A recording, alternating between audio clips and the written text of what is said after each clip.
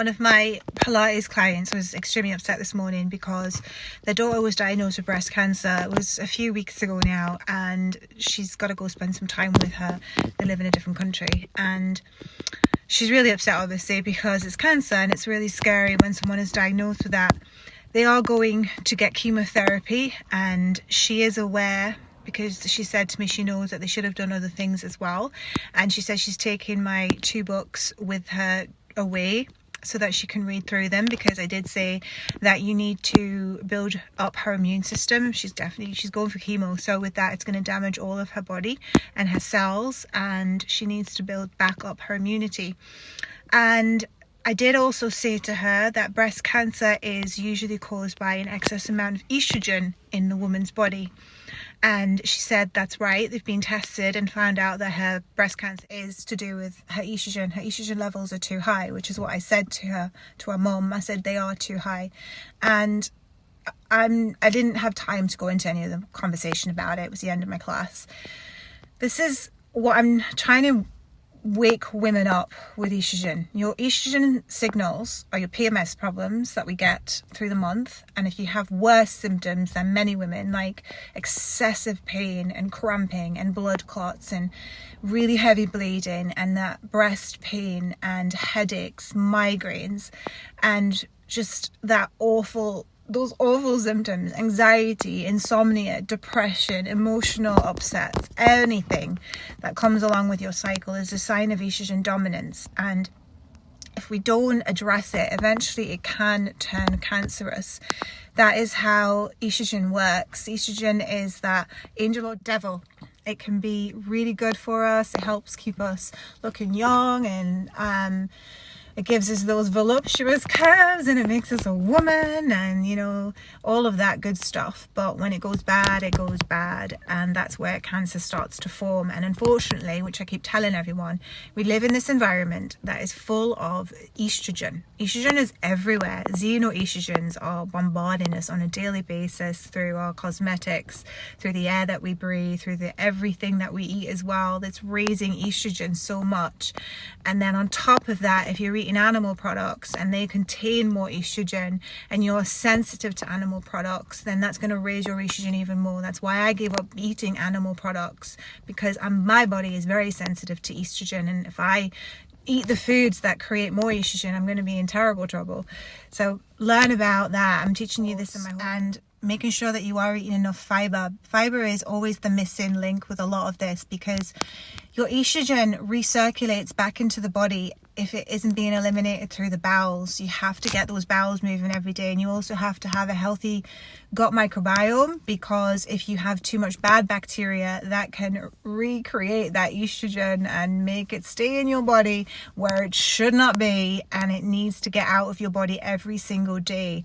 So be honest with yourself and ask yourself, what are your periods like? Are you experiencing too many symptoms? Are you in so much pain? Do you have breast pain? All of these kind of things. These are signals of estrogen. And your progesterone here is often low, and you may have low thyroid. Your cortisol may also be too high. There are a few links to the puzzle with your hormones, which is what I'm going to be teaching you in my online hormone course, which won't be out for another year now, but which will guide you on what foods to eat and how to heal the gut, because it is important. Most women have gut dysbiosis or IBS or candida or everything, and that's also going to contribute to too much estrogen in your body. So you have to address the health of the gut microbiome and the leaky gut and things in order to support your hormone health. Everything in the human body is connected. And the last thing that I want to say is about iodine, because the food for your breasts is iodine. Iodine is needed obviously for your thyroid health, but your breasts need iodine as well. They depend on it. They have receptors on the end of them. And if you don't have iodine in your diet from things such as seaweed, what happens is fluoride can latch onto the breasts and create breast cancer through fluoride. Then if you're spraying yourself with your underarm antiperspirants with all that aluminium, what's going to happen? That aluminium is going to go into your breasts, into the receptors. So those heavy metals are going to feed cancer as well.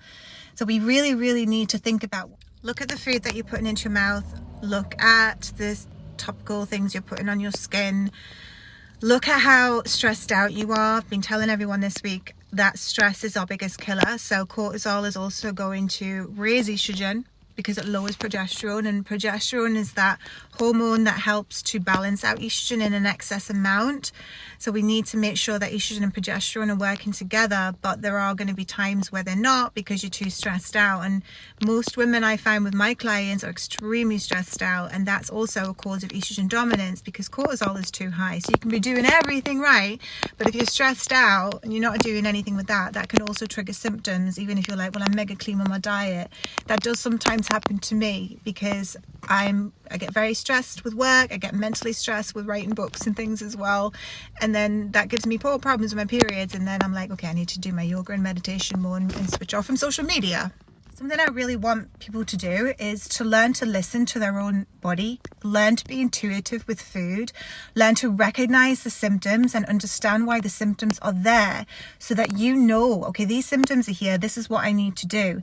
Now, get to know the foods that work for your body. I'm a nutritionist, but there are so many different contradicting studies online that are telling people in one breath, meat and eggs are really good for you, have them in your diet, but maybe they're not good for you because maybe your body is estrogen dominant and maybe you're feeding that estrogen with those animal products, because that's how it works for me and some of my other clients as well. Then you have other things such as the eggs, another one, healthy, but maybe they're not because they may be feeding your hormone symptoms. You have to eliminate things that may not be working well for your body. Get to know yourself, and then when you know yourself, you know this is the reason why I have my symptoms this month, and that includes premenopause and menopause as well.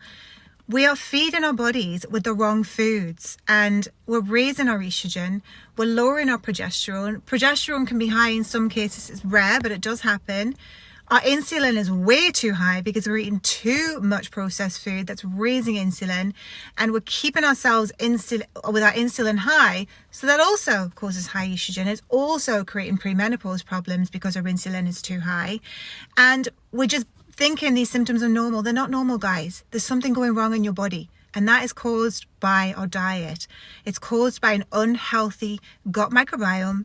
It's caused by an unhealthy liver because your liver filters your hormones. So if that liver is backed up with all these vegetable oils and alcohol and medications and antibiotics and everything else, it's not going to be healthy and running properly. We've got to bring it back to homeostasis. So be honest and true to yourself.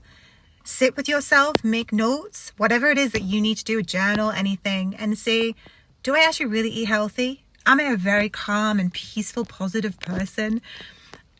I'm guessing some people are not, because trust me, I'm not always positive. And we do get negative thoughts, which also can lower our immunity as well. We need to stay high vibrational and positive as much as we can. Listen to some happy music, which is what I had on my classes today, because we need to stay positive to lift our immunity.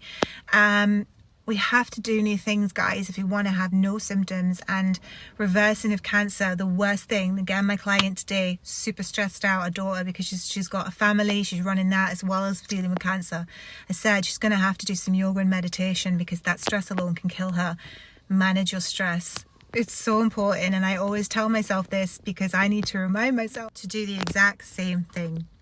Thank you guys for watching. My name is Danny Jackson, and I am an author of 3 books that are available via Amazon. I'm a nutrition coach, and I am also a yoga, meditation, breathwork teacher, with amongst many other things. You can find out about me on my website, DannyJacksonHealthEmpowerment.com, if you want to learn some more.